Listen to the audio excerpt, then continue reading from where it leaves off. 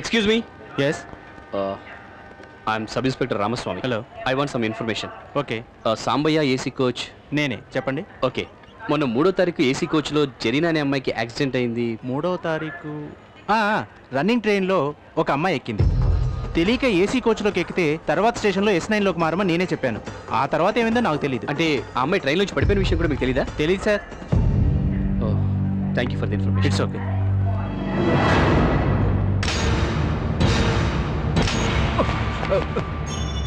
ఇది మా అత్తగారు పెట్టిన ఉంగరం సార్. ఆ అమ్మాయి చేతికి ఉంగరం నీ చేతికి వచ్చింది కానీ ఆ అమ్మాయికి ఏమైందో నీకు తెలీదా?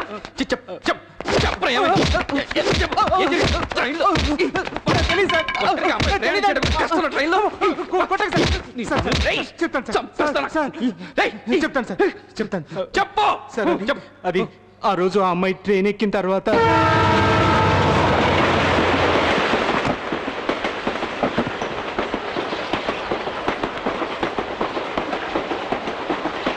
ఎవరమ్మా నువ్వు?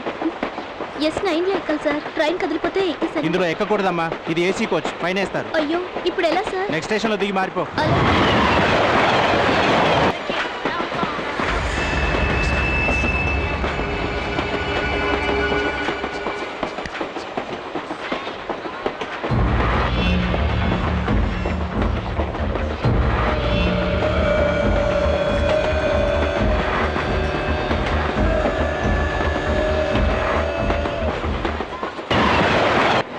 పిలిచారా సార్?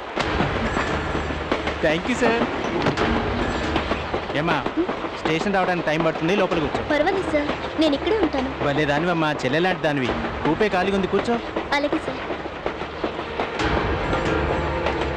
ఇందులో కూర్చోమ్మా, ఏ ప్రాబ్లం లేదు. Thank you sir. It's okay. అన్యాయంగా చంపేశారు కదా.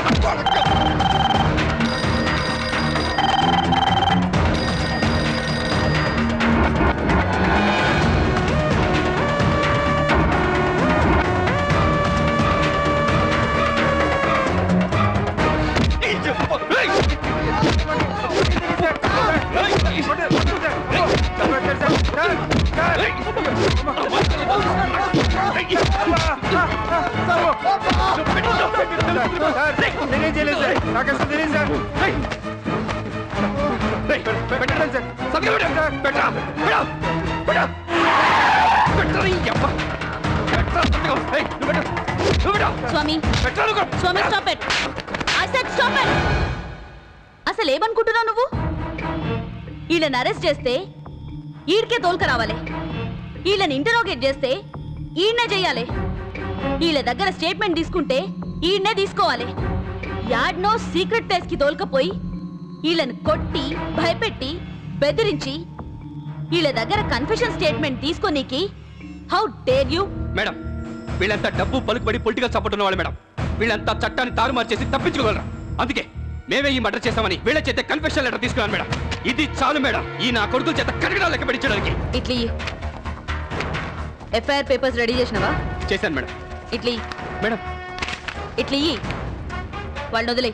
మేడం మీరు చెప్పే కోర్టు వీళ్ళకి బెయిల్ ఇచ్చింది. ఇగో bail papers. Release them. Madam ఏంటి madam? I said release them. Madam వద్దు మేడం, వాళ్ళ రిలీజ్ చేయదు మేడం. వాళ్ళ మీద కేసు పెట్టండి madam, please. It's none of your business. వీళ్ళ మీద కేసు పెట్టాలనో వద్దో నిర్ణయించాల్సింది నేను. Order, order, order.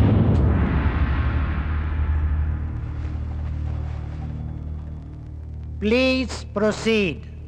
ఈ కేసు నేనే డీల్ చేశాను సార్.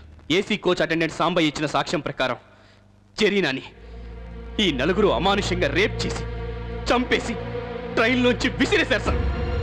జరీనా శవం చూసి ఆమె తండ్రి హెడ్ కానిస్టేబుల్ భాష గుండె ఆగి చనిపోయారు సార్. దారుణం సార్, వీళ్ళని వదిలిపెట్టదు సార్. సార్ ఉరి శిక్ష వేయండి సార్, వీళ్ళకి ఉరి తీసేయండి సార్ వీళ్ళని. Order, order. సాంబయ్య అంటే నువ్వేనా? అవును సార్. ఆ సబ్ ఇన్స్పెక్టర్ చెప్పిందంతా నిజమేనా? అంతా అబద్ధం సార్. ఇది ఎస్ఐ పనిన కుట్ర. నన్ను కొట్టి నా చేత బలవంతంగా సంతకం చేయించుకున్నాడు సార్. మరి నిజమేమిటి? ఆ అమ్మాయి ఆత్మహత్య చేసుకుంది sir. Swamy, this is court. Note this point your honour. అసలు ఏం జరిగింది సార్? ఆ అమ్మాయి S9 బోగి ఎక్కబోతూ ఏసీ కోచ్ ఎక్కేసింది సార్. అంతలో సెల్ ఫోన్ మోగింది సార్. బాయ్ ఫ్రెండ్తో సెల్ ఫోన్లో మాట్లాడుతూ యూ రాస్కెల్, ప్రేమించి మోసం చేస్తావా అంటూ సెల్ ఫోన్ విసిరికొట్టింది సార్. ట్రైన్లో నుంచి దూకపోయింది. నేను ఆపాలని ఎంతో ప్రయత్నించాను. ఆ పెనుగులాటలో ఆ అమ్మాయి ఉంగరం నా చేతికి వచ్చేసింది సార్. ట్రైన్ నుండి ఆ అమ్మాయి దూకేసింది సార్. పాప నా కళ్ళ ముందే ఆ అమ్మాయి చచ్చిపోయింది సార్. అబద్ధం! వీడు చెప్పేదంతా అబద్ధం. వీడి డబ్బు కమ్ముడిపోయారు సార్. సార్, అసలు అమ్మాయి దగ్గర సెల్ ఫోనే లేదు సార్. Order order. నేను రైల్వే పోలీస్ కానిస్టేబుల్ సార్. ఆ అమ్మాయి 7 జాకెట్లో ఈ కుర్రోడ్ ఫోటో దొరికింది సార్.